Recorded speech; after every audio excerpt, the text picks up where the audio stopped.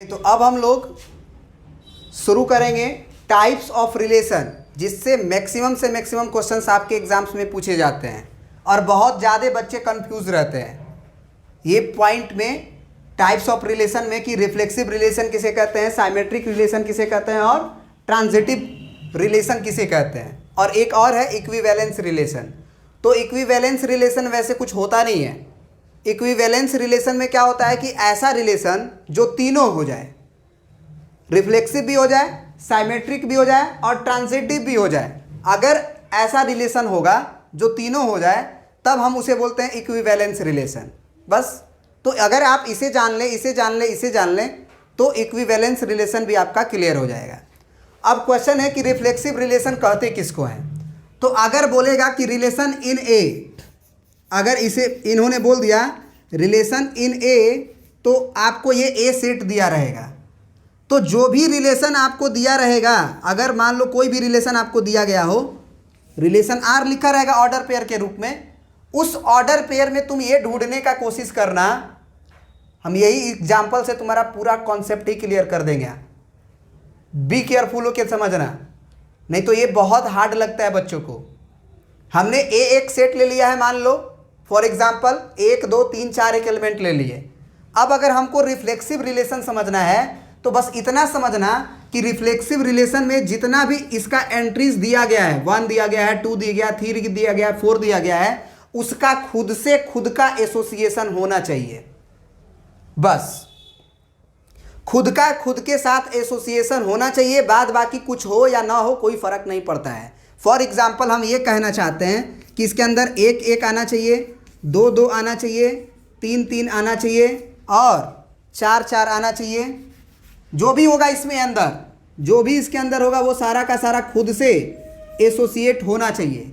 इसके अलावा अगर कुछ हो या ना हो उससे कोई फर्क नहीं है। मतलब this is called the reflexive relation, this is called the reflexive relation. अब अगर मान लो एक R1 है, एक रिलेशन हम R2 दे रहे हैं, हम उसमें क्या कर रहे हैं, 1 दे रहे हैं, 2 भी दे रहे हैं, 3 भी दे रहे हैं और 4 भी दे रहे हैं। साथ में हम 1 भी लगा दिए, साथ में हम इसमें क्या लगा दिए, 4 भी लगा दिए। अब हम पूछेंगे क्या ये एक रिफ्लेक्सिव रिलेशन है कि नहीं है। अभी के डेफिनेशन के अनुसार आप बताओ क्या होगा, रिफ्लेक्सिव रिलेशन होगा कि नहीं होगा, बोलो जल्दी, होगा कि नहीं होगा। हमने क्या बोला है आपसे, हमने आपसे क्या बोला है बताओ। हमने बोला है कि अगर खुद का खुद से एसोसिएशन सारा का सारा एलिमेंट का हो तब हम कहेंगे, उसके बाद हो या ना हो कुछ भी उससे कोई फर्क नहीं है। 1 1 2 2 3 3 4 4 अगर उस रिलेशन में मैच कर गया कहीं ना कहीं से तो वो रिफ्लेक्सिव होगा। तो 1 1 2 2 3 3 4 4 तो मैच कर ही रहा है ना, इसके अलावा 1 3 और 4 2 भी आ रहा है, क्या दिक्कत है। बात समझ में आ गई। अब नीचे देखो, नीचे वाला को जो R3 लिखे हैं, क्या वो रिलेशन रिफ्लेक्सिव होगा। क्यों नहीं होगा, इसका कारण बताइए। सर 4 का 4 के साथ रिलेशन नहीं है। हाँ, 4 का 4 के साथ रिलेशन नहीं है, 4 का 4 के साथ मैपिंग नहीं है। अगर सेट ए में रिलेशन दिया गया है, रिलेशन इन ए, तो इसका एवरी एंड ईच एलिमेंट का खुद के साथ एसोसिएशन अगर होता है तभी हम लोग उसे रिफ्लेक्सिव रिलेशन कहते हैं। क्लियर हो गया, क्लियर हो गया। एक इसके पहले होता है एक्चुअली आइडेंटिटी रिलेशन, जो कि आपको पढ़ना नहीं है लेकिन आप जान लो, हल्के से बता देते हैं। आइडेंटिटी रिलेशन में क्या होता है ना कि जैसे एक बच्चे ने बोला कि केवल ये होना चाहिए, अगर केवल और केवल ये होगा तब उसे आइडेंटिटी रिलेशन कहेंगे। अगर इसके अलावा कुछ और हो जाएगा तो हम उसे आइडेंटिटी रिलेशन नहीं कहेंगे। जैसे कि हमारा जो R2 एग्जाम्पल है, इसमें 1 3 भी और 4 2 भी आ गया तो उसे आइडेंटिटी रिलेशन नहीं कहेंगे। क्लियर है। खुद का खुद से जुड़ाव होना चाहिए और उसके अलावा कुछ भी नहीं होना चाहिए, तो उसे आइडेंटिटी रिलेशन कहते हैं। आइडेंटिटी का मतलब है कि जो डालेंगे वही मिलेगा, जो डालेंगे वही मिलेगा। 1 का 1 ही मिलेगा, 2 का 2 ही मिलेगा, 3 का 3 मिलेगा, 4 का 4 ही मिलेगा। आई होप कि क्लियर हो गए, कोई दिक्कत नहीं। अगर वो बात समझ में नहीं आया तो भी, क्योंकि पढ़ना बस इतना ही है। अब साइमेट्रिक रिलेशन पे आते हैं। साइमेट्रिक रिलेशन किसे कहते हैं? साइमेट्रिक का मतलब पहले क्या होता है ये समझो। साइमेट्रिक का मतलब ये होता है, अगर ए के बीचों बीच हम लाइन खींच दिए तो जैसा उधर फिगर वैसा इधर फिगर। डब्लू है, डब्लू के ठीक बीचों बीच लाइन खींच दिए तो जैसा इधर है वैसा उधर है। बात समझ में आ रहा है? तो ये से साइमेट्रिसिटी बोलते हैं। तो मतलब ये समझने के लिए साइमेट्रिसिटी हुई। रिलेशन की जब बात होती है तो रिलेशन में क्या होता है कि अगर रिलेशन के अंदर अगर ए कॉमा बी मौजूद हो और दोनों इक्वल नहीं हो, ए नॉट इक्वल टू बी हो, तो उस रिलेशन के अंदर बी कॉमा ए भी आना चाहिए। अगर एक रिलेशन के अंदर ए कॉमा बी हो और ए और बी बराबर नहीं हो तो बी कॉमा ए भी आना चाहिए। इसका क्या मतलब है? इसका मतलब है कि मान लो एक हम R1 कर दिए यहाँ पे 1,2, तो 1 और 2 तो बराबर नहीं है। तो अगर इस रिलेशन के अंदर 1,2 है केवल बस इसको लिख के छोड़ देंगे तो ये साइमेट्रिक रिलेशन नहीं कहलाएगा। साइमेट्रिक रिलेशन तब कहलाएगा यदि 1 2 के बाद अगर 2 1 होगा तब। इसी रिलेशन में अगर 1 2 है तो 2 1 भी आना चाहिए। बात समझ रहे हो? अब अगर 1 3 नहीं है तो 3 1 को देखने की जरूरत नहीं है। अगर मान लो इसके अंदर 1,3 नहीं है तो 3 1 को देखने की जरूरत नहीं है। हाँ, अगर इस रिलेशन के अंदर मान लो हम एक R2 ले रहे हैं, इसके अंदर 1 2 है तो 2 1 भी होना चाहिए। इसके अंदर अगर हमारा 1 3 है तो 3 1 भी होना चाहिए। लेकिन अगर मान लो तुम्हारा 4 1 नहीं है तो 1 4 देखने की जरूरत नहीं है। 3 2 नहीं, इसमें अगर 3 2 नहीं है तो 2 3 देखने की जरूरत नहीं है। ये साइमेट्रिक होगी। लेकिन अगर हम इसी में R3 कर देते हैं और केवल लिख देते हैं 1,2 और 1,3 ऐसे लिख देते हैं तो ये फिर साइमेट्रिक रिलेशन नहीं होगा। क्योंकि अगर 1 2 है तो 2 1 मिलना चाहिए ही चाहिए, अगर 1 3 है तो 3 1 मिलना ही मिलना चाहिए उसी रिलेशन में, तब उसे साइमेट्रिक रिलेशन कहते हैं। अदरवाइज उसे साइमेट्रिक रिलेशन नहीं कहते हैं। आई होप कि तुम समझ रहे होगे बात को। समझ रहे हो बात को? क्लियर है यहाँ तक? इसका मतलब इसमें क्या कंडीशन था कि एवरी एंड ईच एलिमेंट का एसोसिएशन होना चाहिए। इसमें ऐसा कुछ नहीं है। इसमें ऐसा नहीं है कि सारा का होना ही चाहिए ना, नहीं भी होगा कोई दिक्कत नहीं है। बात समझ में आया? एक और एग्जांपल लेते हैं हम R4। तो R4 के अंदर हम क्या ले लेते हैं, मान के चलो 1,4 ले लेते हैं, 4,1 ले लेते हैं और भी लेंगे कुछ। इसमें हम ले लेते हैं 1 1 2 2। अब बोलो क्या ये साइमेट्रिक रिलेशन है कि नहीं है?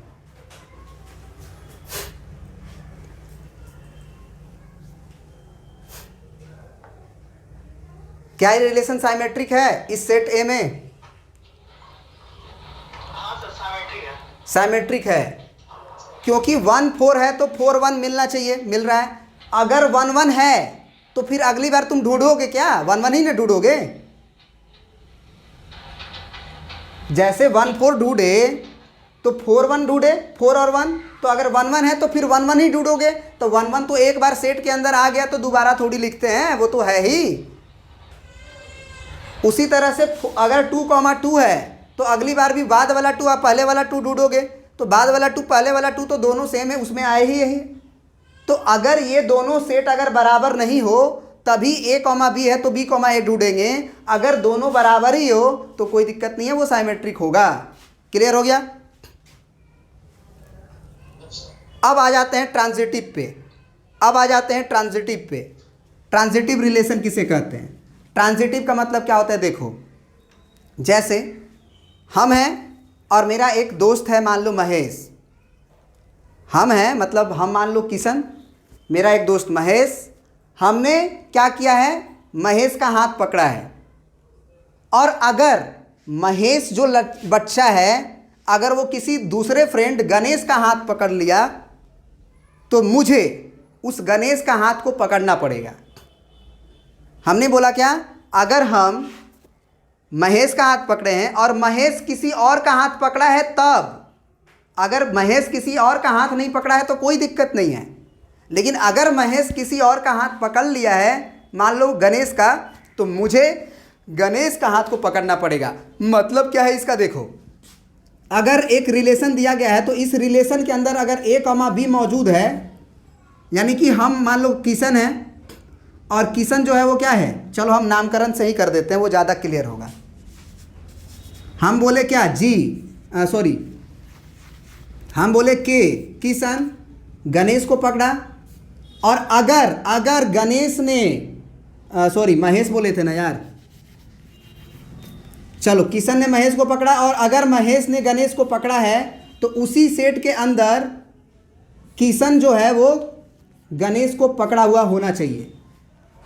मतलब क्या है इसका, मतलब ये है कि अगर 1,2 है और 2,3 है, ये वाला बात मैच करना चाहिए। किशन ने महेश को पकड़ा और महेश मैच करना चाहिए। महेश अगर गणेश को पकड़ेगा तो किशन गणेश को पकड़ा हुआ होना चाहिए। तो अगर इसके अंदर अगर हम 1,3 नहीं लिखेंगे, अगर हम इसके अंदर 1,3 नहीं लिखेंगे तो ये ट्रांजिटिव रिलेशन नहीं होगा। बात समझ रहे हो? 1,3 अगर लिख दिए तो ये एक ट्रांजिटिव रिलेशन होगा। क्लियर है? अब जरा सोचो, एक और एग्जांपल देते हैं ताकि और ज़्यादा क्लियर हो। जैसे हम कह दिए कि 1,2 है, केवल 1 और 2 है, क्या ये एक ट्रांजिटिव रिलेशन है?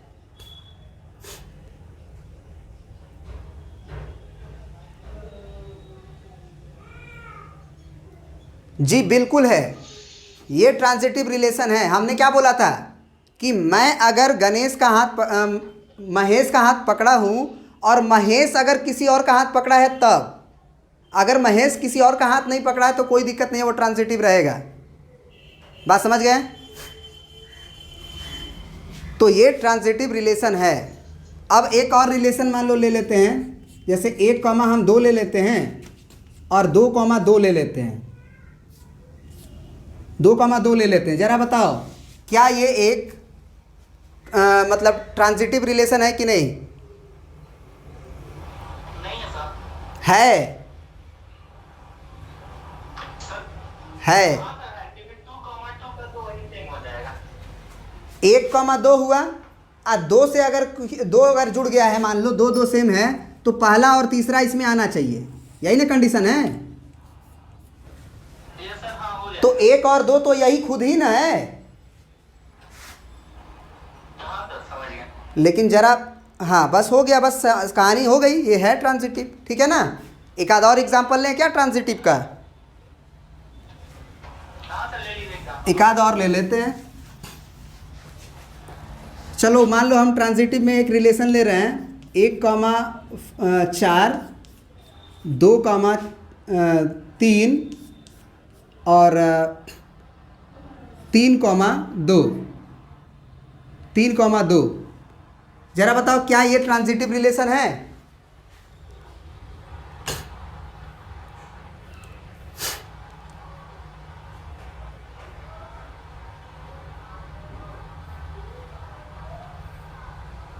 क्या ये ट्रांजिटिव रिलेशन है?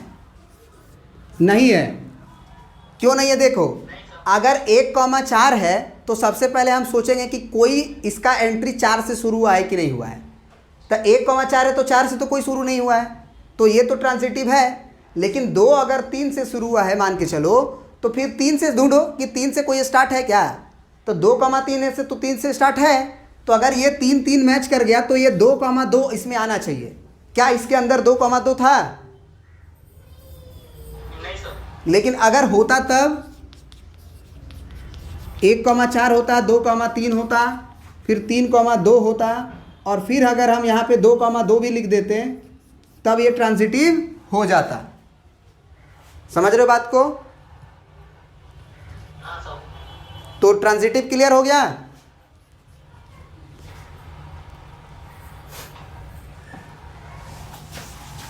अब ट्रांजिटिव के बाद क्या आता है?